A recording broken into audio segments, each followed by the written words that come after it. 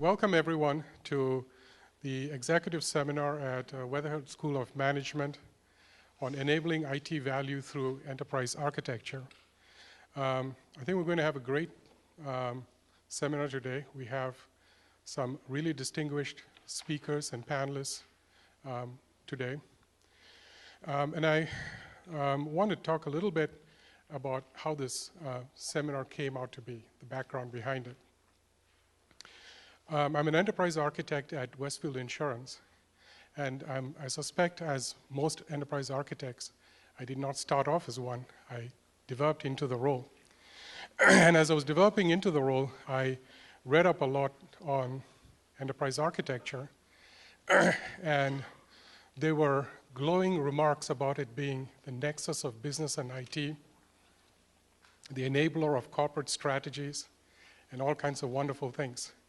And I thought to myself, this is great. I'm going to be in a profession that's going to be really helping out companies realize their corporate strategies. And then I came across Jeanne Ross's book, Enterprise Architecture Strategy. And there are numerous examples in this book of companies that have successfully leveraged enterprise architecture to enable their corporate strategies. It's well worth a read. However, there was another set of messages I also heard. Companies that were having real struggles realizing the value from their enterprise architecture teams. And some of the companies that I worked for certainly were going through that struggle. I go to Gartner and Forrester conferences on enterprise architecture, and constantly the message will be coming through. Companies that have EA teams are struggling to get value out of EA. The Cutter Group recently had a survey published where they showed that they had interviewed a number of companies or surveyed a number of companies on the value that they got out of enterprise architecture. And only 5%, a measly 5%, said that they felt that they were getting real value out of enterprise architecture. So, of course, it begs the question why the other 95% have an architecture group at all.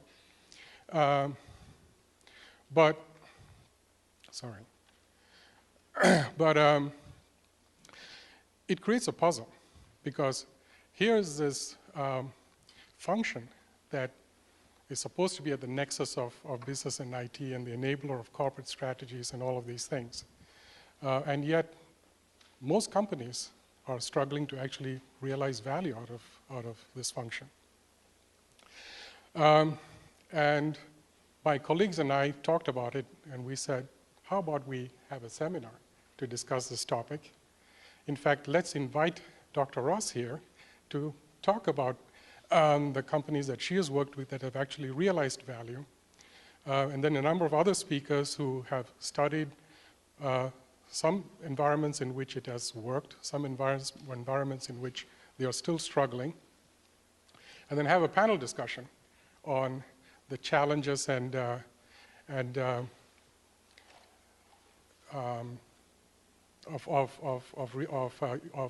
leveraging enterprise architecture to gain value. And I'm sure we won't answer all the questions today, but at least we can get a discussion going. So that was the basis for the seminar. I want to thank Case Western Reserve University for hosting this event and for the great spread and facilities they have put together for this. And the event is sponsored today, including your free lunches and everything, by a number of companies. I want to particularly acknowledge them for enabling this conversation. There's IBM, Highland Software, Progressive Insurance, Wipro, and a company that I work for, Westfield Insurance. So let's give a big hand to our event sponsors.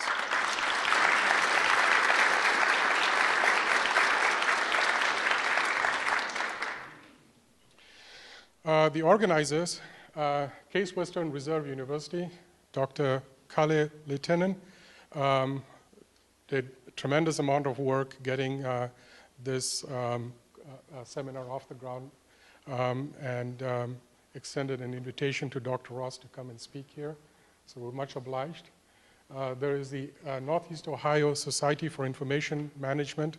I'm not sure if Laura Resick is here, but she reached out to a number of people, and I think we have as big a list as we have because of her efforts.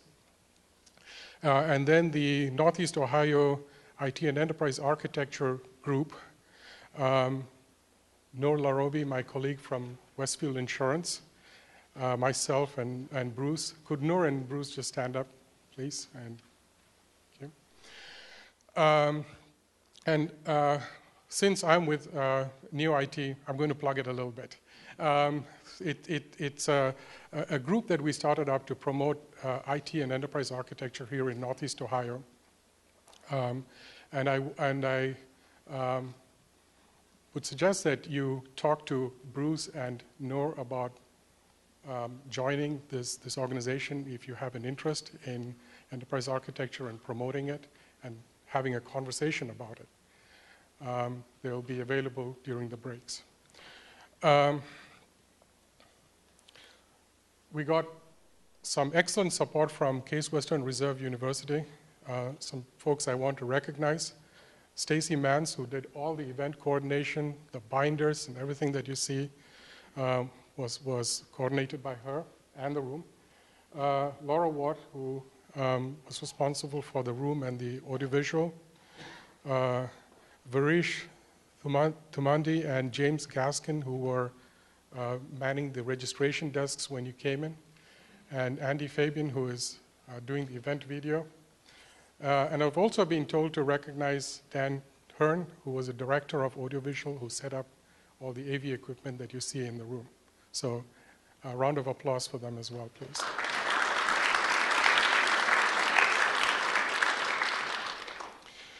Next, we're going to hear from Fred Colpe, who is a Senior Associate Dean for the Business School. I just want to welcome you on behalf of the faculty, the staff, the students who have given up their lounge to Weatherhead School. And this kind of moment is really our school at its best, in that when ideas that have been developed, thought about, wrestled with, in often academic environments and contexts, have an impact on value in the world and bring together large groups of people who have to make the world work to talk and interact and engage around those, we think we're at our best. And we're honored and pleased that you're here and that you want to engage in this conversation. We really appreciate Kali as a longtime colleague on this faculty who makes things happen. We appreciate Jeanne Ross for making the trip here and for her ongoing friendship with our department. And without any further ado, I give you over to her. Thank you for being here, Jeanne. Thank you. Well, good afternoon. I have to tell you, I am really, really delighted to be here. My idea of a dream afternoon is being in a room full of people who want to talk about enterprise architecture. And I have to tell you, that would surprise my mother. I don't think there was any time in my childhood that there was any indication this was going to be my fate. But it's really a thrill to be here. And I thought it was interesting that Benku kind of found enterprise architecture and said, wow, look what I have kind of stumbled into. I had the very same experience when I started studying enterprise architecture. It was never my intention to study enterprise architecture. In fact, I had studied it for 5 years before I gave it a name and thought I had come up with such a great name, only to find out that it had been a name that had been around for a long time. Zachman and others had created the concept probably 10 years earlier than I had. But it was a great synergistic moment because we were coming at things from very different angles and getting kind of to the same place, different perspectives on the same concept. And I do think that enterprise architecture now is just at a place in history where we've got to get it. It's time. And I agree, Benku, that we aren't there yet. I didn't realize it was as bad as only 5% of companies thought they were getting value from it. I thought it was 10. But so here we are. And I think the phenomenon is so interesting because we, in so many ways, accept that we are in a digital economy. We talk about it all the time. We take it for granted. And yet, companies as a whole have not really adjusted because before the digital economy, people just got things done. You know, if something went wrong, no problem. Somebody would figure it out. They'd fix it. In a digital economy, that doesn't work. In a digital economy, everything's moving digitally. So if we haven't architected our systems and processes and information properly, something goes wrong, and it's just plain wrong. It's not going to work. So it's time for companies to get serious about this. This is not something we can think about whether we want to get value from it. This is something we have to get right. I call this for competitive advantage. You might say for survival. And this is our great challenge. Those of us in the room today, our next great challenge is making sure everybody gets this. Because I would say in general, people don't. Now, I know, I think it was Bruce last night said that you had worked at bringing non-IT people here, but that it was hard to generate that kind of interest. Can I just see whether they had any success at all? Any non-IT people in the room? Oh, thank you for coming. Welcome. 3. Okay. Percentage is small, but Bruce, I think you can pat yourself on the back. You had some success. And so here's the thing.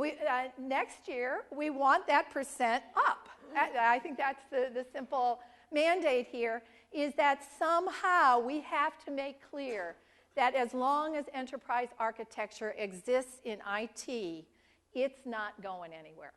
This is our problem. IT people get it, and they've treasured it, but they've also hidden it under the barrel. And our job at this moment in time is to get it out of there. So to a large extent, that's what I want to talk about today. I'm going to do a mix of old and new things. I thought a bit about my slides and realized I had too many. So there are a few I'm just going to zip by. They are the ones that are in the book and other material I've written. So I wanted to get kind of up to them, kind of through them quickly, and then close with where we're going in our research these days. I just want to do a time check. Kali or whoever is in charge, what time am I to quit? Am I to quit at 2:15? Anybody say yes? A little bit more? Okay. All right. And the other thing I want to do is keep this interactive. It's warm in here. I'm real nervous about you falling asleep. So just feel free to jump up and down, say anything you want, and we'll keep this lively. Okay? All right. So before I start, I do have to thank my research center and any sponsors who might be here today. The Center for Information Systems Research is part of the Sloan School of Management. We've been in existence now for over 36 years, and during that entire 36 years, we have studied one question.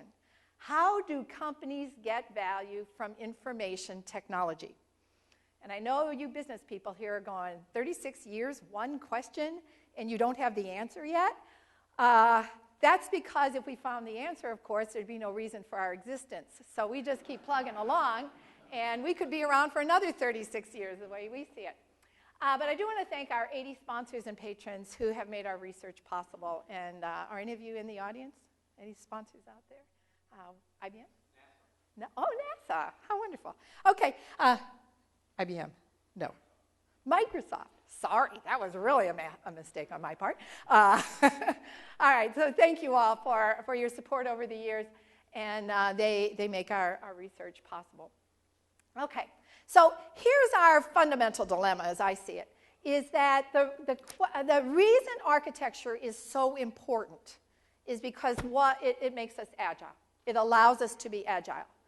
And part of the reason it's been a hard sell is people don't get that. So they get that maybe it could save us some money. They get that it might mitigate some risks. But they don't quite get that it will make us agile and that fundamentally that allows us to survive, if not thrive, in a digital economy. So our dilemma is we have to sell agility. And it's not an easy thing to sell because people have trouble getting their arms around it. And note that the way we think of agility is just the ability to regularly use capabilities to generate new business value while limiting costs and risk. So it's this idea that we get things in place and basically they become new habits, successful habits for the digital economy. That's what we're trying to get across, and it's a kind of gooey idea. So what we're trying to do is add some substance to it, make it real for business people. And as I note in the final statement here, we cannot drive benefits if everyone in our organizations is not on board. And I think what we've tended to do is give up. We kind of go, well, okay, everybody doesn't get it, I'll do what I can do. Actually, wrong answer. What we've learned from the people who do succeed is they make the most important thing getting everybody on board, even though it is often the most frustrating thing. So we're going to talk a bit about how we're going to get everybody on board with enterprise architecture, because I think you already know once you accomplish that, really good things are going to happen. So let's talk about how we're going to make that happen. First of all, I think there's three very important questions we have to ask every business person. The first question is, in your firm, how long do business strategies last? How about in your firm? How long does a business strategy last, sir? 3 years? Ma'am, how long does one last in your firm? 5 years. That's pretty good. In your firm? We're not really good at making business. You don't even have business strategies. This is also a fundamental problem. Yes. So, maybe a year, maybe 3 years, maybe 5 years. Anybody would say 20, 30 years in your organization? No. Okay. So we're going to talk at 3 to 5 years. All right. In your firm, how long do you typically use a system once it's in place? 20 years? 25 years? 30 years, right? Yeah, forever. Okay, so here's our fundamental disconnect, right? How do we align IT with business strategy? How do you do that? Let me see if your firm is like most. Go ahead. Aha. And how do those get started? Who has the ideas for those? Generally business people or the relationship. Oh, okay.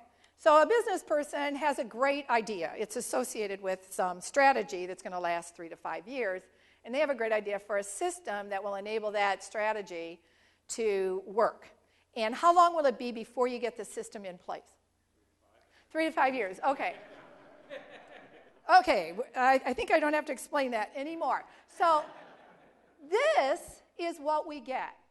This is what we get. We get a system that delivered on a great idea, and another system that delivered on a great idea, a strategy we'll call it, and another one, and another one, and another one. Of course, this is a very simplified picture. And so we have all of these systems that are aligned with strategies that no longer exist. We then got some more strategies, and what we realized was that this system was going to have to talk to this system, and so the IT people tied it together. They wired it. And then other things had to talk with other things. And the next thing we knew, all of our systems are wired together, right? And they work. This is the amazing thing. They work. But they also are very messy. And this is not just our system world. This is our business processes. This is how we do business. And then we wonder why things go wrong. Why is the data bad? Because this is the way we function. And I will argue that it is because we align IT with business strategy and not the reverse. There's our strategy, our problem. We align IT with business strategy, not the reverse. Now, how are you going to sell this one, right? Okay, let me give you some ideas. So obviously, nobody wants this. I once showed this picture to an architect at an investment bank. And he said to me, yeah, that's about right. And he said, 80% of our code is the wires.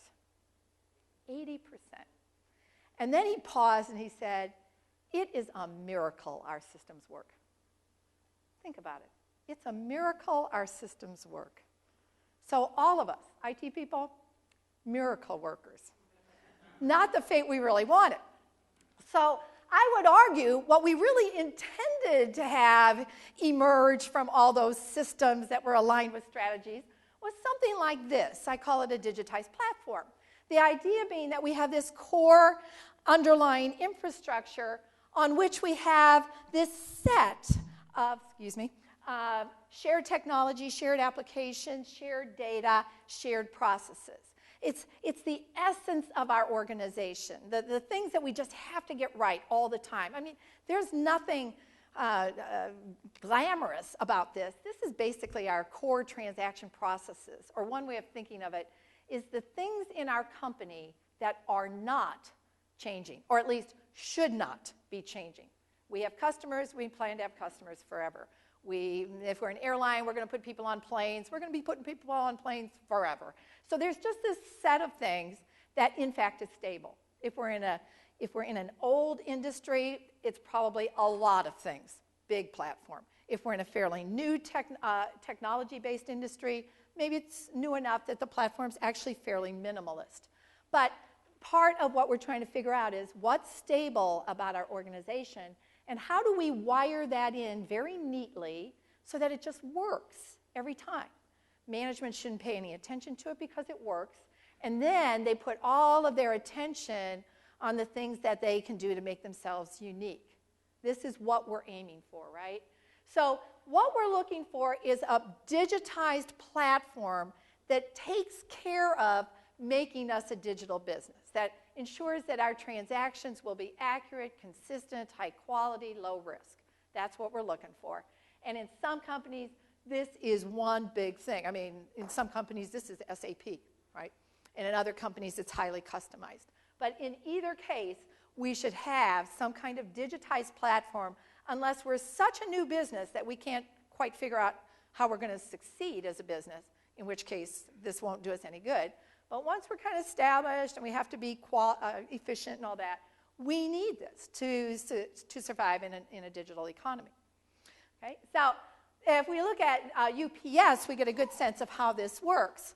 In 1987, UPS, which has been around for 80 years, is being challenged by Federal Express. Not because Federal Express is better at delivering packages, but because Federal Express can track them. And UPS goes, what a dumb idea. Why would a customer want to know where their package is unless it's in their hands? This is their attitude for 2-3 years. And then one day the CEO wakes up and says, nope, our customers care. They want package tracking. So he goes out, hires his first CIO, and he says, Frank, I want you to build me a package tracking application. Now Frank, who was actually expecting to become the CFO, goes, I don't know anything about package tracking applications, or IT for that matter. I'm going to go study this. So he goes off and he studies it, and he comes back to the CEO and he says, Oz, I have an important message for you. And the CEO says, what's that? He says, you don't want a package tracking application. The CEO says, of course I do. That's why I hired you. And he said, no, you want a package tracking capability. What's the difference? And he said, well, a package tracking capability begins with a package database. One, forever and ever. And of course, this is the first he's ever really thought about IT, so he goes, well, yeah, good idea, of course. And he said, no, you don't understand. It will quickly not be just one unless we make sure that anybody who ever needs information or has data that goes into our systems can get to the one database. And he says, sounds good. So that means global telecommunications. Okay. It means everybody who's running around and needs to get to data can get to it. Handheld device. Okay. And then, only then, does it mean an application. Got it. Of course, the only way this can work is if everybody who puts data in and gets data out does it the same way, or we're going to destroy the data. And it all made sense because UPS is the world's leading industrial engineering company, so they completely got this. So off they go. They already had standardized processes. That's really a huge benefit when you're putting this in. And the next thing we know, UPS, $11 billion later, has a digitized platform. This, we believe, is what every company eventually wants to build. Now, UPS was lucky. In the late 1980s, it didn't have much legacy. Now this gets harder and harder and harder because most of the companies that are trying to build this are building it in an environment where they have to tear a lot out and put it in. So it's a more gradual experience. But this, I would argue, is what every company needs in order to function as a digital business. Now, here's what's going to challenge our efforts. We are obviously in a world where every day we have to be innovating with technology. And as we do that, there is a real likelihood that we're just going to keep building things that everybody wants. And we're going to create that mess that I showed you. I call it the cold spaghetti diagram. So here's the cold spaghetti. I call it that because, of course, if I try to extract anything, there's a huge risk that I'm going to break it. So here's my cold spaghetti diagram. And that does not make me agile because anytime I need to change something, I'm going to have to figure out how to extract something, put something new in, and not break anything. If I want these individual innovations to make me agile, I got to go about this by taking individual innovations that are going to contribute to or leverage my digitized platform. And the only way I'm going to succeed at that is if I go through an architectural compliance process, figure out how these pieces fit together, or say to myself, I'm really talking about a totally different part of the business, so I'm really not going to relate it back later to everything else in the business. I have that option, okay? So this is how we want our entire organization to be thinking. If we can get them all thinking this way, we can build a platform, we can leverage a platform, and that means we got to get them thinking about architecture. And notice, we want to make sure that everybody understands that architecture is the design of our IT and business process capabilities. It's the blueprint for our process and IT capabilities. If we can get that language across, as opposed to letting people think that this has something to do with, say, technology standards, which if we go deep enough it does, but they don't need to know that. This is about designing how we're going to get the organization's business done. That's what we're designing, okay? So it, in essence, provides the design of our digitized platforms. That's the kind of the simple way of thinking about enterprise architecture. Okay, so some of you would have seen this picture before. Let me just explain why I think this is important for every business person to understand.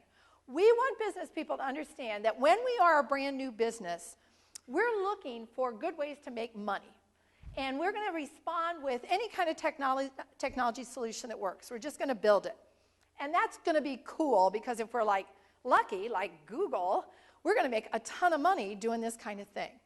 But after a while, we try this, we try that, we try that, we try that, we respond to another moment, we acquire another company. The next thing we know, we have a mess. And then we say, uh-oh, now that we've kind of figured out our niche, we've got competitors, they're coming in with a cheaper business model, we've got to become efficient, we've got to get faster. That means we're going to have to clean up our environment, our spaghetti.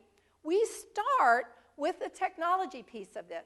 I actually thought companies were starting with the technology piece of it just because it was easy. It was a scapegoat. Wow, let's just blame IT. Our systems are a mess. Our processes are a mess. Let's just say it's IT's fault. We'll blame them. But I've learned that actually that might be part of the story. It's not the whole story. The rest of it is you can't build a company to rely on technology if IT is not deploying world-class processes and methodologies. So you really do have to do that first. It actually is essential. So all the effort we see going into ITIL and all that kind of stuff, very well spent because it provides us with the underlying technology capability to be a digital business. But it's certainly nowhere close to enough. Once we get kind of our core technology capability in place, then we become a digital business by defining and building that digitized platform. And for some companies, this is pretty simple. You know, we've got the diversified businesses, and there's not a whole lot that we want them all to do the same. So we're not talking about a lot of standardization across the entire organization. But we want, say, a platform of shared services to cut out costs and enable Sarbanes-Oxley requirements. So that's kind of the simplest end to we're a package delivery company where every single transaction could at some time be affected by some other transaction. So everything in the company has to be end-to-end integrated, standardized, disciplined, the whole bit. So this third stage is very different depending on who you are, but in the end, you're building a digitized platform. And then we get to this stage where we say, all right, we kind of got the core in place. How do we drive benefits from it? How do we start to find the components that if we reuse them, we become a really successful business? That's our fourth stage. And we have studied now around 75 to 100 companies, I've lost track, going through these stages. I mean, mini and sometimes maxi case studies of companies going through these stages. And they fundamentally transform.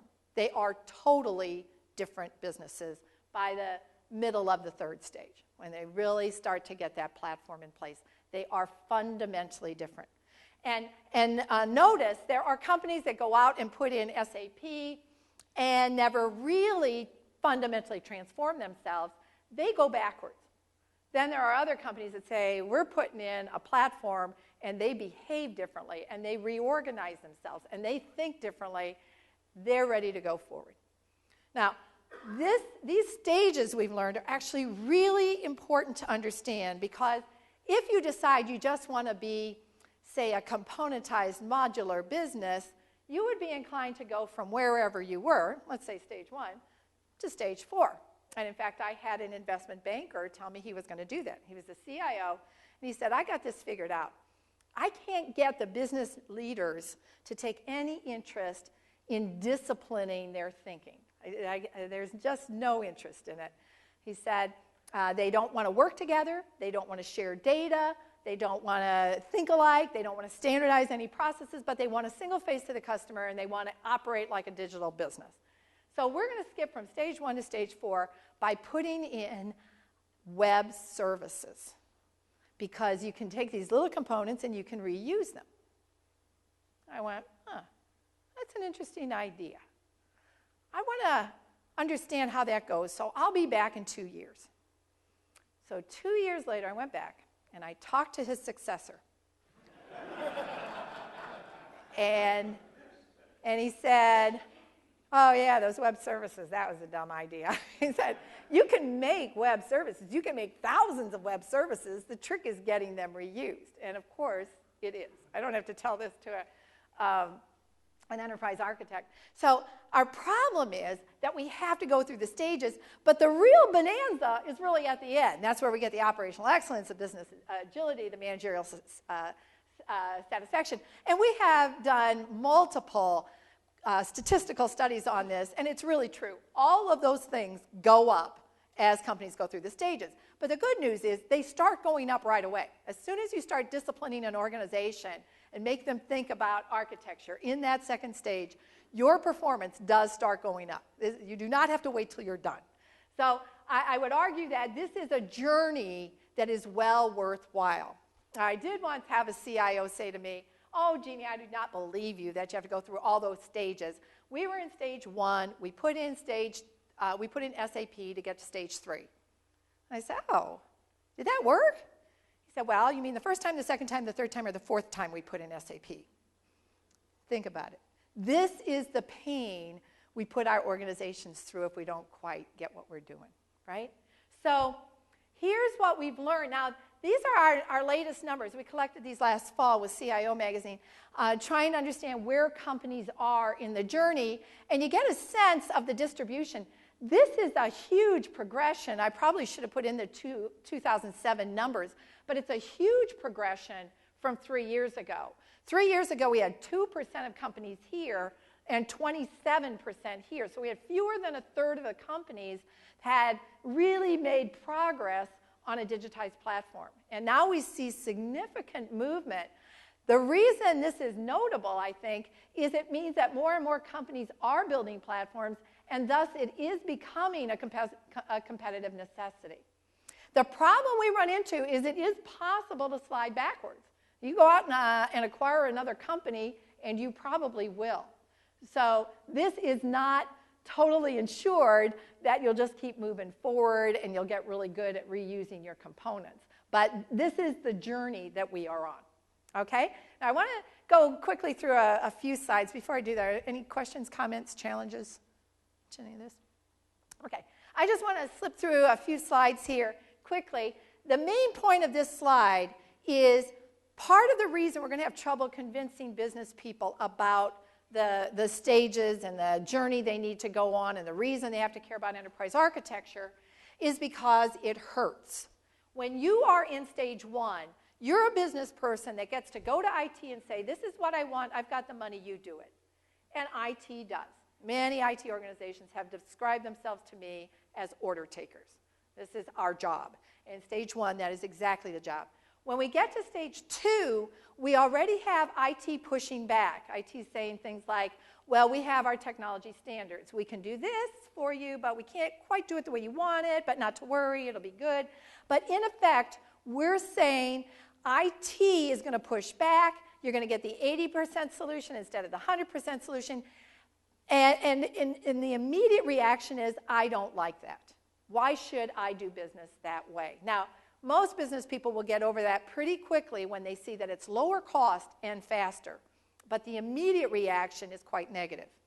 Then what tends to happen, and I think we've learned a lot, so it doesn't always happen, is there's this awful moment where we say, and now that we've got the technology base in, we're going to put in something big like SAP. We're going to rip out everything you ever knew, and we're going to put in new systems, and you're going to do it the way we tell the entire organization to do it. And it might be a lot of processes or just a few. It doesn't matter. They don't like it.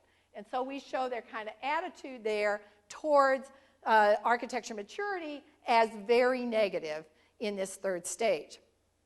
It turns out that if you get through it okay, if you don't give up, you do rebound, and we don't have enough history yet in stage 4, but we suspect that red line goes very high, there's this sense that life is good again. We've got this base that we don't have to worry about, and we have these opportunities to do new and better things. Yeah? So one of the questions I have when you get to the centralized core is businesses, you may look at the enterprise as a whole. Businesses have their own cycle. Individual businesses may face severe market disruption, requiring them to go back to the front simply because that silo business can't operate as part of the whole. Yes. You look at Twitter, Facebook, Yeah. how would you look at this picture through the eyes of the business who has to change? Yeah, well, so a couple things are going on here. When we get to the third stage, we have certainly seen some corporate decisions that are not quite sensible. So we're just going to put SAP out there. Everybody's going to behave the same. There are no real differences. They should just do it our way. And in fact, it's just not enlightened. It's not really true. There are differences. There are important differences, and you shouldn't be doing that to the business.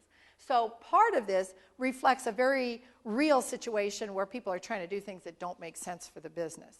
And I think part of the answer to your specific question is we got to be careful. We got to be careful about our reach. And if we try to do either too much, things that shouldn't be done, we're going to run into problems. If we try to do it too fast, we're going to run into problems. And if we try to include things that we could just say, well, there's some unique things there. Let's do 80%, not 100%. Let's let some unusual things go on, because we're going to start defining how we're going to do business. It's good to keep experimenting with other options, and we should keep that straight. So sometimes it really is that we've defined the vision badly, and we just kind of bulldoze in there and try to make it happen, and it shouldn't. So I think that's part of it. I think the answer is really more complex than I've just given, but in the short one, we'll go with that. But sometimes for good reasons, sometimes for bad reasons, the people involved in this are really pushing back. And when I first started studying ERPs in 1997, I was told I was going to find huge resistance because people don't want to change. I will tell you that is not what I found. What I found was huge confusion because people didn't know what the heck was expected of them. That's what I found. They wanted their company to succeed. And sure, there's exceptions to that, but realistically, people want their business to succeed. And to just say, oh, it's resistance, is really oversimplifying the problem here. As one a business person told me, you know, I get why we did this. I get why we totally transformed our company. I get why we changed all our systems. And in the future, it's going to be great. But I have to tell you, the experience is, I've been here 27 years. I learned a lot about this business, and I retained it, and I felt smart about the business. And when there was a problem, I knew how to solve it. They took all of my knowledge and threw it in a dump. It's gone. It's worthless. And now they're trying to teach me new things.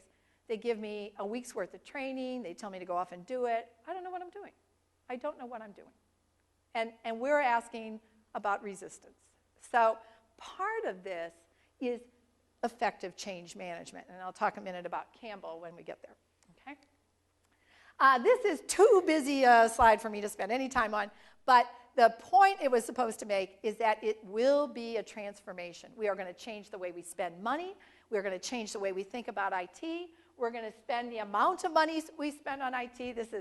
This number, I think, is stunning. We did this on a consumer price index basis and said, well, everybody saves money in stage 2. You spend less on IT in stage 2 than in stage 1 because in most cases, the reason you even went to stage 2 is business got frustrated with IT, fired the CIO, and brought in somebody who promised to cut costs. And so they did. And it turned out to be a really good thing because business people were told, well, there's no budget for this, that, and the other thing, and suddenly they had to curb their appetites.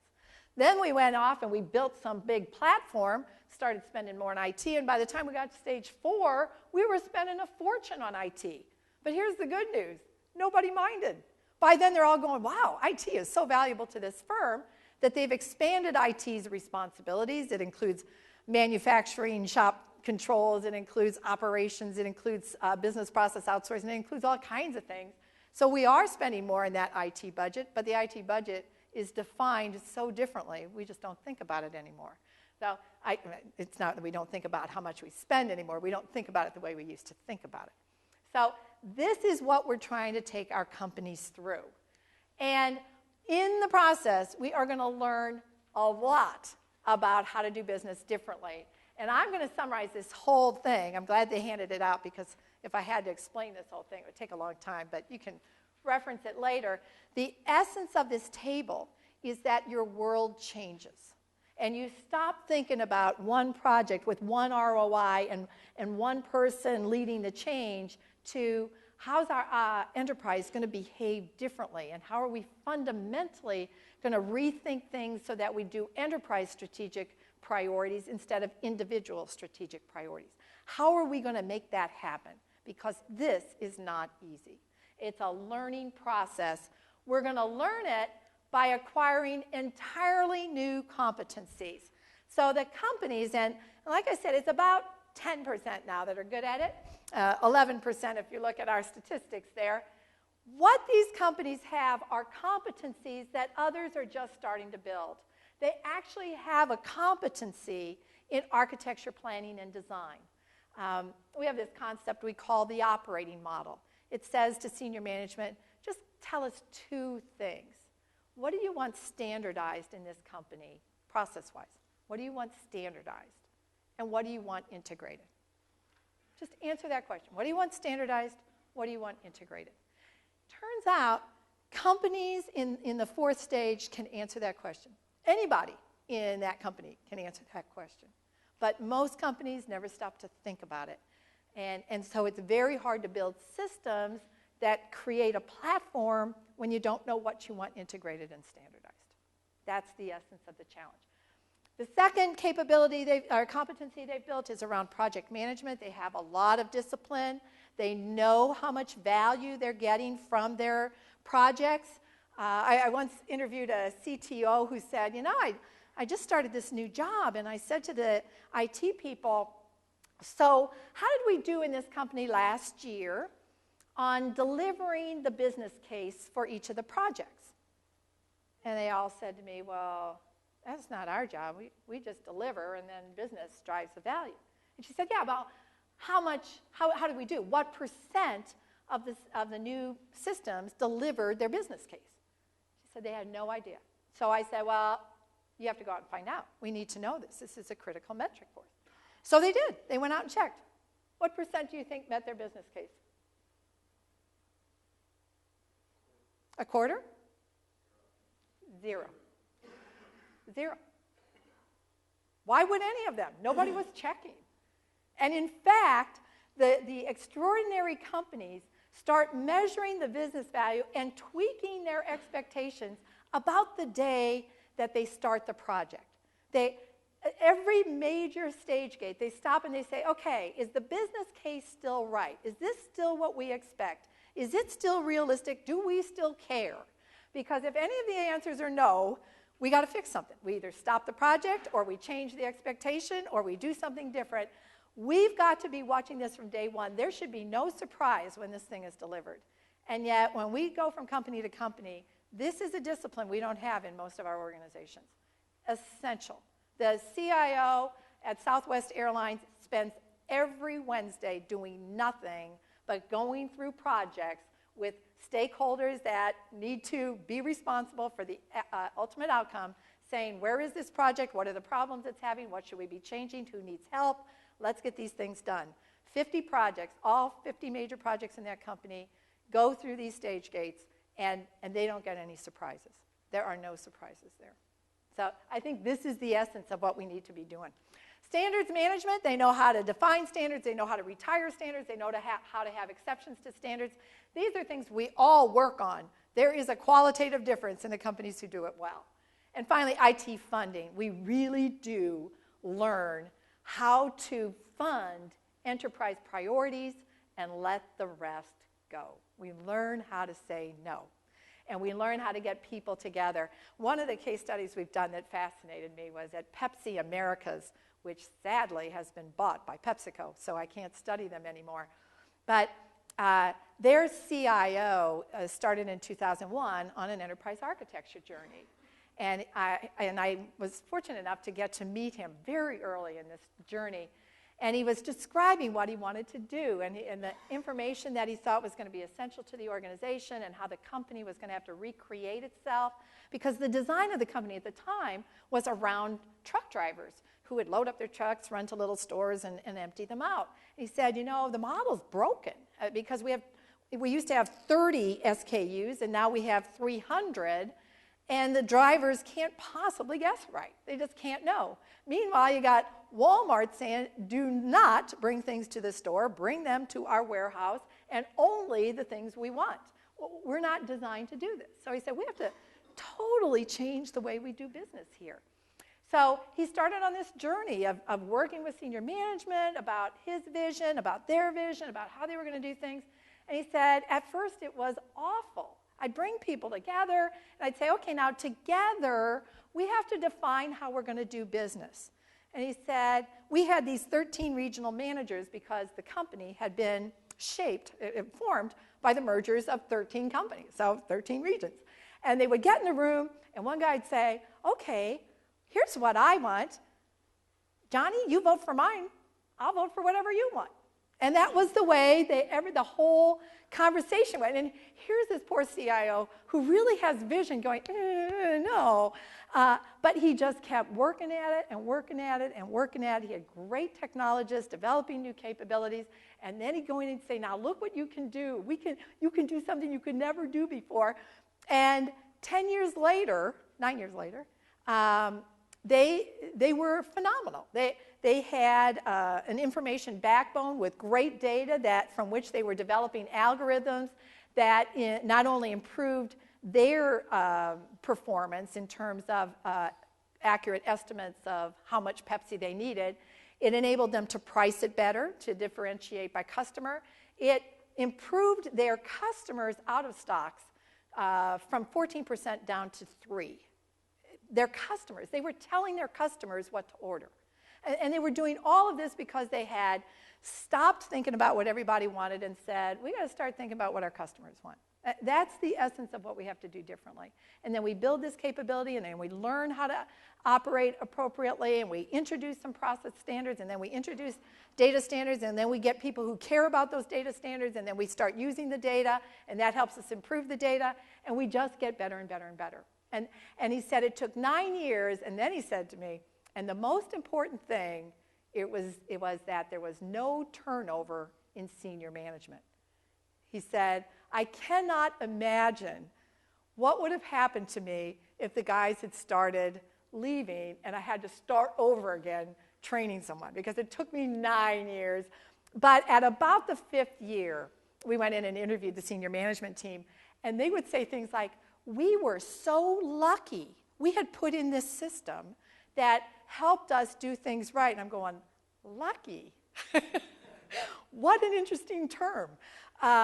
So this is the journey. It's about persistence. It's about learning. It's about sticking with it. It's about vision. And we just don't give up. And then everything we do, we drive value from. We make sure somebody out there is going to take it and do something great with it. Because if nobody's going to do something great with it, here's the thing that's hard for an IT person to believe. But if nobody's going to do anything great with the capability, don't build it. It will be wasted. It will be money spent, and then it will be wasted. Now, you want to get a little bit ahead of the curve, so that's a tricky part. But this is the dilemma that every great IT person faces, every great architect. Okay, so here's what we learned, and I think this is kind of fascinating, about how we progress in our learning. We learned, we said, so what distinguishes the great companies? And we learned that it turns out when you're in that first stage, just building systems so you can see what works, you only have to do 2 things well. Learn how to build a business case and develop a good methodology. Now, in fact, most companies do not do that in stage 1, but if you did, you'd get more from stage 1, and it would make the transition to stage 2 easier. Then in stage 2, learn how to manage your standards. Start thinking about funding infrastructure. Teach people how to do exceptions to standards. If we get good at that, we're ready to move into stage 3, where we can start thinking about process ownership and enterprise vision and senior executive oversight of IT initiatives. That's going on in stage 3. I don't actually know why the things in stage 4 turned out statistically there, but I will tell you that those are the things that it turned out people didn't get value from. That was the question. Are you getting value from these initiatives? They were not getting value from them till stage 4. Notice that one of the things in there is full-time enterprise architecture team. That's the 5%, I guess. That data was probably when there was still 5% in stage 4. Now, hopefully, it's up to 11. This is the problem, that the enterprise architecture team, until the company gets mature, isn't really appreciated. I would bet it's because the enterprise architecture team is in IT. If it was somewhere else, it would work better. At Swiss Re, the CIO said to me, when I realized that I needed an architect, and they already had a platform in place, it's quite an impressive platform, so when I realized I had to have an enterprise architect, I asked the COO to hire one. I said, we need an architect. You should hire one, and he'll tell you how to do business. And the COO unbelievably said, good idea, went out and hired an architect. The architect was brilliant. He had all these ideas about end-to-end processes and how they could do process optimization and how they would have process owners and how they could componentize processes. He was brilliant. And the COO was just going, wow, this is great, and introducing really good architectural concepts. Well, the CIO said to me, after they'd been doing this for about 3 years, and he said, I could really feel the improvement. When they came to me, they understood what they wanted. And we could put in systems and make a difference and build capabilities like we'd never been able to do before. But he said, now I'm going to bring the architect into IT. I said, you are? And he said, oh, yeah, architecture is way too important to trust it to the business people. It'll probably work because the CIO is very respected, and now that they all get architecture, it's probably fine. But it was an interesting development from where I was sitting. So here's what we learned about the best firms. This was a study of just 103 firms where we did one-on-one interviews rather than just statistical, although we did some statistical analysis here too. And it turns out there are just 3 things that really matter if you want to get value from IT. And I shouldn't say 3 things that matter. 3 things that matter the most. All these things are correlated. All these best practices are correlated. But the 3 things that matter the most will not surprise you. First of all, senior management involvement. And maybe we should call it leadership. They just get it. They take charge. Those of you who know Charlie Feld he's gone from organization to organization, transforming the company with IT. But he will only do it if the CEO basically begs him. If he's got a CEO who goes, we really need this, then he knows he's got the right person. Otherwise, you got a CIO who really cares, I don't really know if it's going to happen. So he makes the CEO say, yeah, I want to lead this, and I want you by my side doing it. And then he goes in. So we're looking for senior management taking charge. And, I think the inclination for a lot of IT people is go, well, I can't do that. And I actually don't think that's true. I think I have seen great IT leaders bring business people along. They just keep preaching it. They don't give up. They just don't give up. And they do little things and say, we did something little for you. You should see what you can do now. Just go out and see what you can do. And they just find little things. At Toyota Europe, they had 28 companies, 28 marketing companies and 9 manufacturing companies in Europe. That's a lot of companies in a small area. And they weren't making any money. They were selling a ton of cars, but they weren't making any money. And they're going, this isn't right. Now, this is early 2000s, so it's before their recent issues. The architect, they had a very small headquarters group in Europe, and the architect says, we got to do something about this. We should build some systems that help people communicate with one another. And I don't know if any of you are from Europe, but the concern was that they didn't like one another, the different companies, and that they wouldn't work together well. And he's European, so he's kind of recognizing that this could be a problem. And he said, okay, I got a better idea. We're going to go to all the companies, and we're going to say, there's a new rule. 1 year from today, you have to send us every night, electronically, the following inventory file. It was very detailed, but it was doable. He said, in a year you can do this. You've already got the data. You just got to clean it up so it's accurate. And you need to send it to us. And if you need any help, we'll come in. We'll put in SAP. We'll take care of you. 3 of the companies actually had them do that. They went in. But the 28 marketing companies and 9 manufacturing companies were responsible for submitting that file at the end of the day, every day, 1 year hence.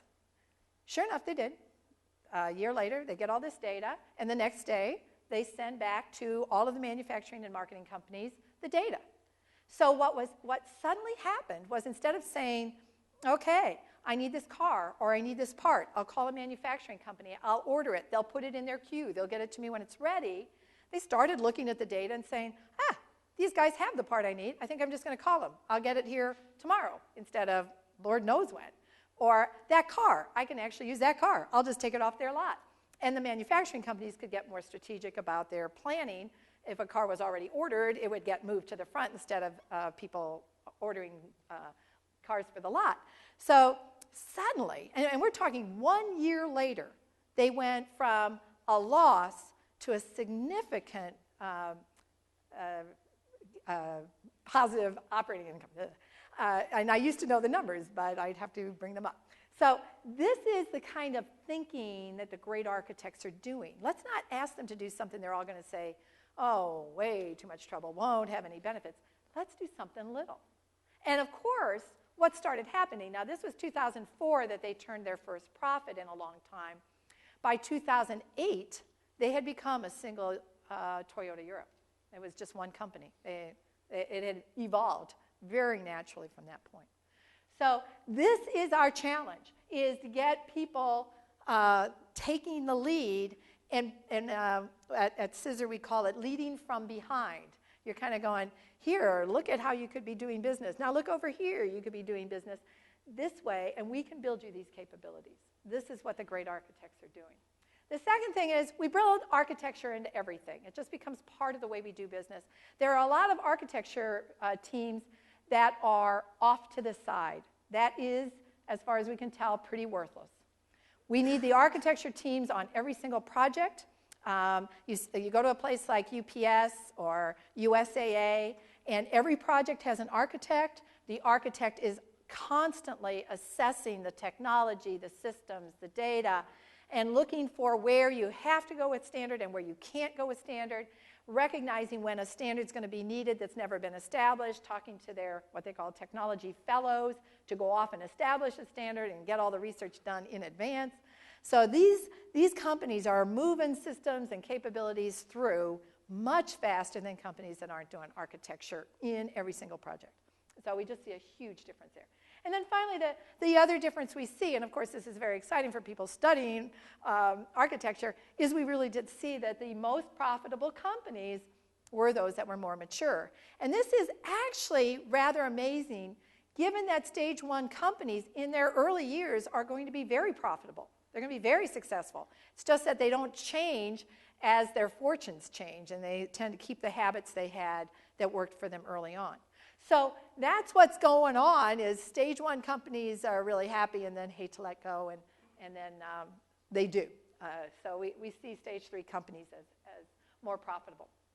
So let me just tell a very quick story about Campbell's Soup, because I think this is just what companies have to go through. I honestly believe that if you existed, if your company existed before 1995, and possibly if it was created afterwards, because sooner or later, even most new companies, even if you were born in the digital economy, you find that you did create the mess. You did start letting things go because you acquired or you changed directions or whatever the case may be.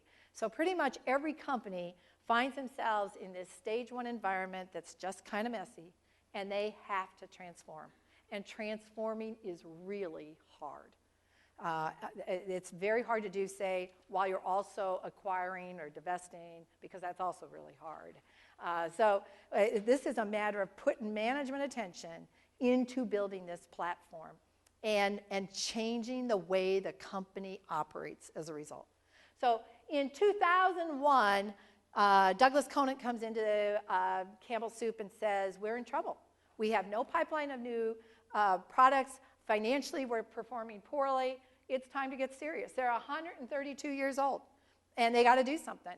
So he hires his first global CIO, Doreen Wright, brings her in and says, I think we better think about the role of technology in all of this.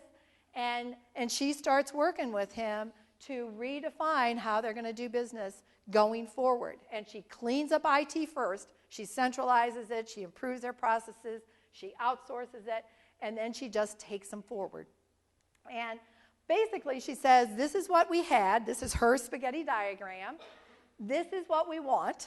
This is SAP in the middle, and everything else componentized, because she said the essence of Campbell's Soup is we're a global supply chain that's basically just fulfilling orders. And, we manufacture and things. This is the essence of our company. If we get this right and digitized, then we can worry about new products and trade agreements and things that make us unique. This is all the stuff that doesn't. Okay? And so they go through the stages. There's their first stage where they're cleaning up IT. In the second stage, the first thing senior management did to really take charge was to say, there are three things we've got to get right, three things that are stable, and if we get them right, we can function far more effectively. And that is order to cash, make to ship, account to report. Yes, get them right. And they designed them, and they worked with SAP to configure them. They later added hire to retire, and they put these things in one site at a time throughout North America, which is 60% of their business. And they said the way we did this is we brought in the deployment team from the site. We redefined all the roles. We said, who's going to do what? Let's take things they know. Let's give them new things. Let's train them on their new roles and responsibilities. And then we're going to take the team out there, and then we're also going to have people from the prior implementation and people from the next implementation. And together, they're going to make sure this implementation is better than the one before. And they did this 25 times. By the time they were finished, they had it on a roll. There were no problems. Every implementation except one was better than the one before. And not only that, people who had never met one another but had the same job had met one another and had started to communicate with one another on how to take their ideas forward. And so they are simply getting better and better. Well, of course, you do this successfully. Then you say, all right, let's do the rest of the world. And they say, well, let's go to Australia. They speak English there. That actually was their thinking. Let's pick it up. It'll be just the same. We'll go. We're really good at this. We'll take the people. We'll go drop it in Australia. Doesn't work. They're going, oh, Australia is different. You know, this was the shock. It's like they speak English, they have the same products, mostly. They have a lot of similar things. Can't we just go drop it in like we did in the last 25? And they said, actually, it didn't work. There are some things different. And we had to slow down, figure it out again, start all over. We saw what we could reuse, what we couldn't reuse, and then we got it going. There was a second installation in Australia. Then we were able to go to New Zealand, and we're going, oh, okay, now we get it again. And then they said we feel like we kind of got the international thing, but it will be slower. Every country is going to be different. We're going to have to relearn some things in every site. But then the other thing they started doing was empower their employees to get real value from their information. And this is the concept that I call working smarter. So how many of you have what you would call a platform in place in your company, some kind of digitized platform? Should be about a third of you, I hope. A little light. You're being modest. It's not quite in, right? Okay, so even as it goes in, we have to start driving benefits. This is the mistake we're making. We're so exhausted from getting it in. It's kind of like, I'll worry about getting benefits later. But in fact, it doesn't really go in if people don't quite get what the benefits are. So as it's going in, we have to be driving value. And we refer to this as working smarter. Now, here's what these 4 stages that I described to you look like to the people on the ground, okay? They're saying to themselves, all right, the company cares about 2 things in a big way. Efficiency, got to get the costs out, got to get the risk down, and strategic agility. We have to act faster in this new economy.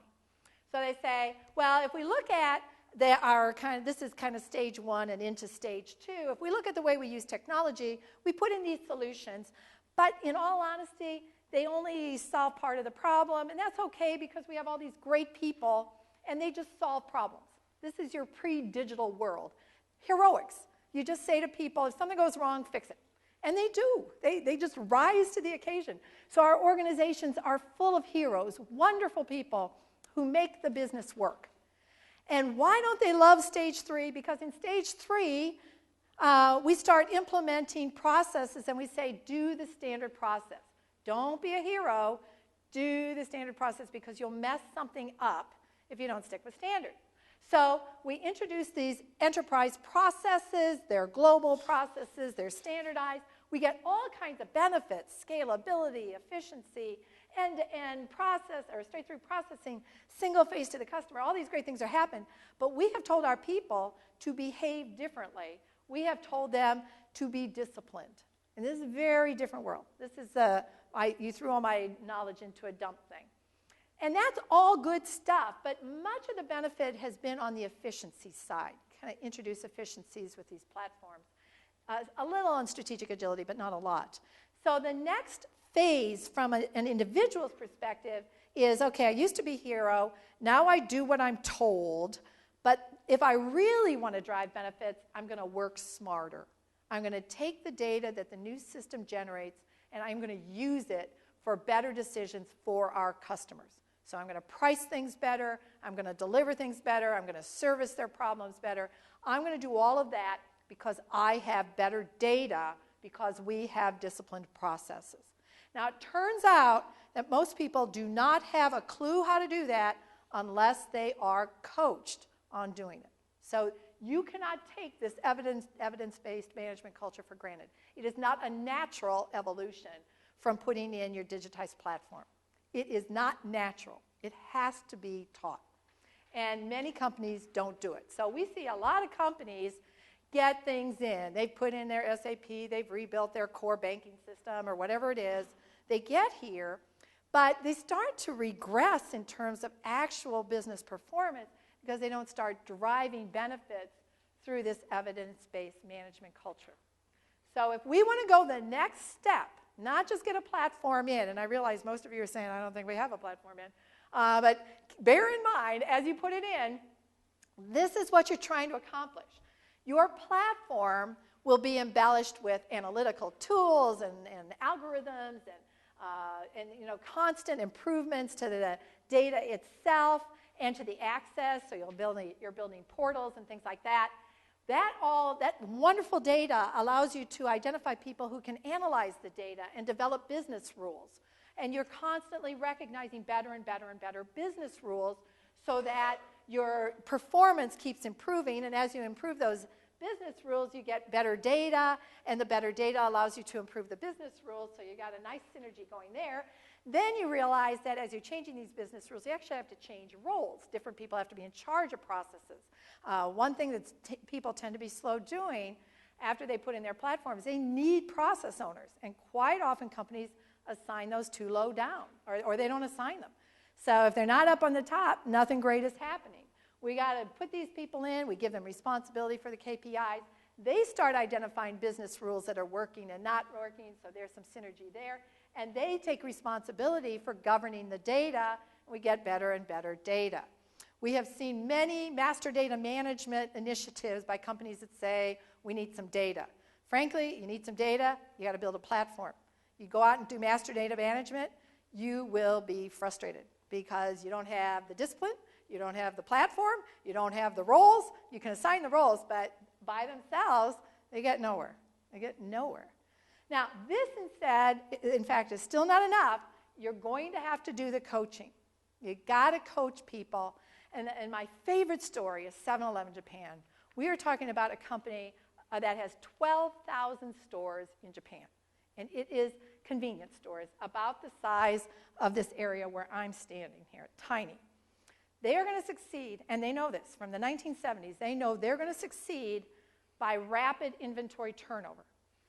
And on top of that, they know the only way they're going to get rapid inventory turnover at 12,000 different stores is to put the people in stores in charge of it. So even if you're a part-time clerk, you own a certain part of that store, and you are responsible for ordering goods that will turn over rapidly. New things, old things, whatever you want. And we will give you information. You want to know what sold yesterday? We got it for you. You want to know what sold on the street? We got it for you. You want to know what sold the last rainy day? We got it for you. You want to know what the temperature is going to be today? Here it is. We're going to give you information. Your job is use that information, order things that are going to sell rapidly. Now, we do this all the time. Here's all your information, succeed. Not there. Twice a week, they bring in counselors to work with the people who are placing the orders. And they say, well, what did you hypothesize was going to sell? And how did it do? Let's take a look. Did you do well? Not so well? How could you do better next week? It's over and over, for the rest of their lives, counseling twice a week. Twice a week. Think about how much coaching we do at our typical organization and how we get frustrated that people don't use their information well. Twice a week at 7-Eleven Japan. 30 years running, most profitable retailer, just now being challenged. In the last couple of years, being challenged. But this is a company that was divested from the U.S. 7-Eleven and now went back and bought the U.S. 7-Eleven. This company's doing just fine. So this is the evidence-based decision piece. The other thing that's been very fascinating about this research, I got to quit, is the importance of feedback. Pepsi America said that one thing they thought they should do was tell the people in the distribution warehouses how they were performing. You know, how many trucks did you fill today, and how accurate was it? We know this now because we have really great information. So we post it on the wall. And the managers are going, oh my gosh, people don't want their performance on the wall. And they're saying, really, they don't? And they're going, no, they're never going to want that. So the IT people who had this idea said, well, let me just see how it goes. And so they go into the warehouse. And people are going up to this wall, and they're going, ooh, 30th. And then they go off, and it's like they are inspired because they know exactly how they're doing. At Allstate, they said, I'm sorry, this wasn't Allstate. This was another insurance company that I can't name. They said, we checked, and we found that the number of claims per person per day in our claims office ranged from 3 to 32 on average. Their average ranged from 3 to 32. And so we said, we're going to tell them. We're going to tell them if they have 3, that they only have 3. The average is 18, and the high is 32. You know what happens? The people who are doing 3 are suddenly doing 18. Because it occurred to them they're really slow, and they should speed up. And somebody knows, and they should care. The people who are doing 32, still doing 32. They're high performers. They like being high performers. But, and in fact, the insurance company said we have to do something about quality. Being some of these really fast people don't have the quality. So we have to introduce a second metric here. But they said we have this idea that people would never want to know this. And in fact, they are starved for this information because it gives them all the control over their lives. They can tell. It's not somebody subjectively saying, you know, you're a little slow. This is somebody saying, I have evidence, and you can do something about it. Just go do it. So the whole concept of getting these platforms in place and getting information is about feeding it to people who can use it to make the business great and to spread that responsibility out across everyone in the organization. Okay? So let's wrap up then. 4 things I'd want you to take away. First of all, maturity matters. We cannot fix our organizations in a way. This is in a day. It's a journey. We have to get people on that. As one CIO said to me, we said, get on the train or get under it. I said, okay, I guess people got the message. But in any case, we do want everyone on the train so that we can make consistent progress. The second thing is to recognize that the impact of architecture is escalating. If you're thinking you're going to drive value from process optimization efforts or business intelligence or master data management, collaboration, mobility, I will tell you there's a huge difference in how much benefit a company with a platform in place that knows how to use it, there's a huge difference. How much value they can get out of that versus somebody that's going, oh, let's set up a little committee and send them out and have them do a bunch of stuff around collaboration. The difference is monumental. Monumental. There are companies with platforms that now have enterprise initiatives around collaboration. There are no companies we've seen yet that have powerful collaboration initiatives if they don't have the platform because people don't know what they're collaborating about. Once you got the platform in there, we got it. Okay? Architecture must move beyond IT. I started there. I want to end there.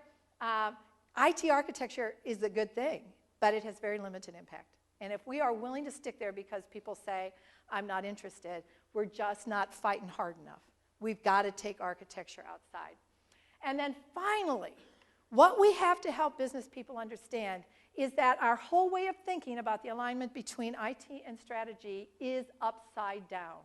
We have to get to a place where we start with some kind of strategic vision of how we're going to fundamentally operate. That is very important. We do start with a strategic vision. But then we go ahead and we start building capabilities, and those things create opportunities. At UPS, the CEO said to me, you know, IT has created such a powerful capability here that whenever we talk strategy, the IT people are in the room and they have ideas for things we can do for customers and we can do them fast. He said, I get that kind of happy surprise from IT all the time. Happy surprise from IT. That is what enterprise architecture is all about. Thank you very much.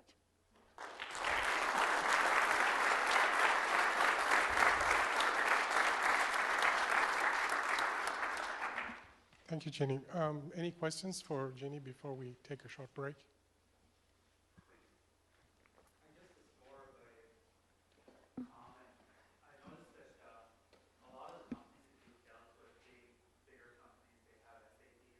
Yeah. What I've noticed, I do consulting in the SAP arena, and what I've noticed is SAP has started themselves breaking up their platform and saying, let's put this other platform which takes the core data, synchronizes it, does all kinds of things. How do you find that? And how do you tell your, how do I tell people? Yeah. Actually, I think having the technology separated is just not a problem. It does let you introduce it in components, which is so much easier. The problem is if they're doing that without a vision. This is like the great danger of software as a service, right? If we have an architecture and we get where we're going, we can introduce components without messing up our data. But if we just say, hey, all you business units, go ahead and buy software as a service, it's like, oh my gosh, I don't even want to think about what this organization is going to be like. And I think with SAP, it's the same thing. It's just that you used to have this hammer that was SAP that wouldn't let them do that, and now it will. But I think you can use that as an asset. Just we can't let go of this idea that we need to fundamentally understand what our core processes are, what we're trying to do end-to-end, what we're trying to standardize, what we're trying to integrate. If we can come to some kind of understanding on that, we can bring it in components, and it's a much more agreeable way of doing it. So bringing it in components is great. Just understand what you're trying to do. And yeah, it does require a certain amount of discipline and commitment and perseverance. That's the risk, but I think it can work out just fine. Yeah. Yeah. So, going back to the slide, first design digital platforms, the stages one. Yes. You mentioned that it's the progressive change is better than the jumping stages. Are there any studies that show the payback for each of the stages and then the aggregate for both for the full cycle? We have a number of studies that show positive results in very many different ways. So I could send you all kinds of statistics. But I will tell you they are simply, there's so many things going on, there's too much noise. So for example, stage 1 is a good stage for as long as you ought to be there. And that's why if we just take data, so my next thought is, well, I should separate out all the very young companies because they probably belong in stage 1, exclude them, and do some more analysis. So we will continue to do analysis, but there is a lot going on. There's a lot of industry effects, there's economic cycle effects, and so we can do kind of general mature firms. We get a lot of powerful results if we just say, can we correlate maturity with some kind of performance? That we get. We don't get the kind of thing you're talking about, which is why the case studies, I think, in the end, are our best evidence, because you can watch these companies and say, if we're like them, we could do the same. Yeah. And you know, right now, Campbell is still not what we would call a top performer. We can only tell you they're a whole lot better off than they were in 2001. And the verdict's still out. I mean, they got to finish implementing, they got to learn how to use it and all that kind of stuff. So it's a long journey. I mean, Pepsi Americas is a $4 billion company. That's not huge. $5 billion company. It wasn't huge, and it took them 9 years. This is not going to happen overnight. We have to be looking for those intermediate metrics, and we do have that. We could tell you that IT efficiency goes up in stage 2 more than business impacts. Stage 3, you start seeing some effects around efficiencies in operating processes, probably not in revenues. Stage 4, you should see the revenue. So we can propose what metrics you ought to guide, that ought to guide you, but we don't have enough powerful statistical evidence of that. Yeah. I noticed in your presentation one word was notably missing, governance. So is that intentional, unintentional, or? I think governance has so many meanings to so many people. I try to avoid it, even though I've written a book about it. But I think it's essential. I actually don't think you can separate architecture and governance. I think if you don't have architecture, you don't know what you're governing. And that was part of the reason that I kind of drew it back from using the term a lot, because people were off going, hey, if we have the right committee, we'll do great things. Well, only if your committee all agrees on what they're trying to do. So if you look at that one where I said, and here's all the things that happen over time, you would, I think, classify a lot of those as governance efforts. And yeah, it's absolutely essential. But if you aren't clear about where you're going, if you don't accompany it with clear enterprise architecture principles, you can skip it, seriously. And nobody's really going to believe that, but I believe it. Yeah, you got great committees and they don't know what they're doing. So very important, though, very important. Thanks for bringing that up. Yeah. Speaking about agility, in your diagram that shows multiple lines, and diagram that shows clean, shared data processes, a lot of companies, they are all faced with two decisions: adding another line to the mess, or start a journey toward the other diagram. And speaking about agility, a lot of times they figure out that adding that line is quicker in the short term. They figure out that what is shorter? That adding another line on that missing diagrams, where you have multiple lines. Okay. Oh, yeah.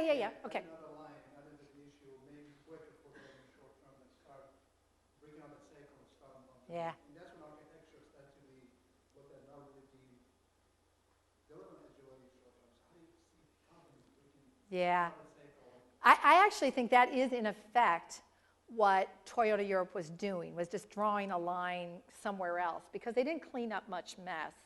even though each of the individual businesses would have had to clean up some things in order to deliver that.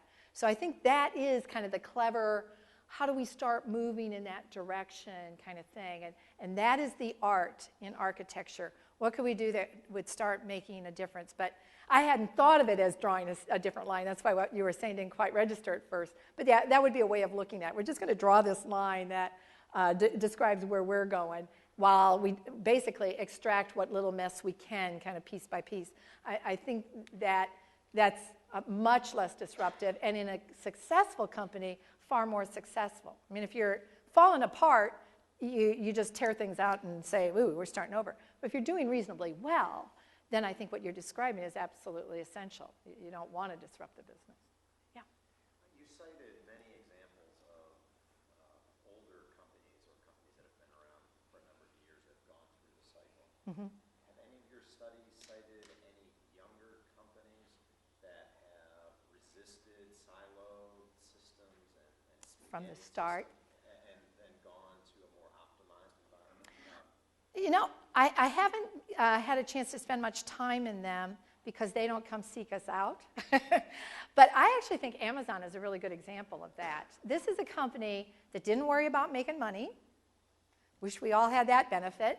And from day one, Jeff Bezos said, what we care about is our customer and building a capability. We're always going to think about the long term. We're always going to think about the customer. Their letter to stakeholders, is shareholders, is worth reading because he actually says, we don't talk about quarterly returns, we don't talk about ROI, we don't talk about ROE, we talk about the customer. And in the end, I am sure it's better for our shareholders. And I think there's a lot to be said for that. So they are, though, quite exceptional. I mean, new companies that we would think would grow up a lot smarter don't necessarily do so. Often because today it feels like you want to grow, go acquire another company. Well, as soon as you brought two companies together, you got two legacies. So, and in my mind, the worst thing that ever happened to architecture is mergers. If we stop that, we're all making progress, right? So I did promise my next book's going to be called Don't Make That Acquisition. So that'll help all of us. But so I think there are a few out there, but you know, you also have to grow. And if you worry too much about being disciplined and not getting siloed, you aren't going to be around to have the problem, you know? So I think Amazon is the exception, and that there are some examples like them that aren't as high profile, but I actually think they're the exception. I apologize. We have to get going. We're running a little bit late on time, so I'm sure you can talk to Jeanne during one of the breaks. We are supposed to have a 15-minute break. I'm going to try and cut it down to 10 minutes so we can try and catch up on time. One of the issues we have is that Dr. Ross has to leave here at 4:45, I believe.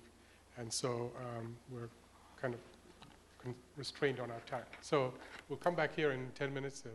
I just wanted to mention one thing. Just yesterday, we sent out to our sponsors updates on this data, and I thought it was really exciting, but it was just too close in time for me to include it here.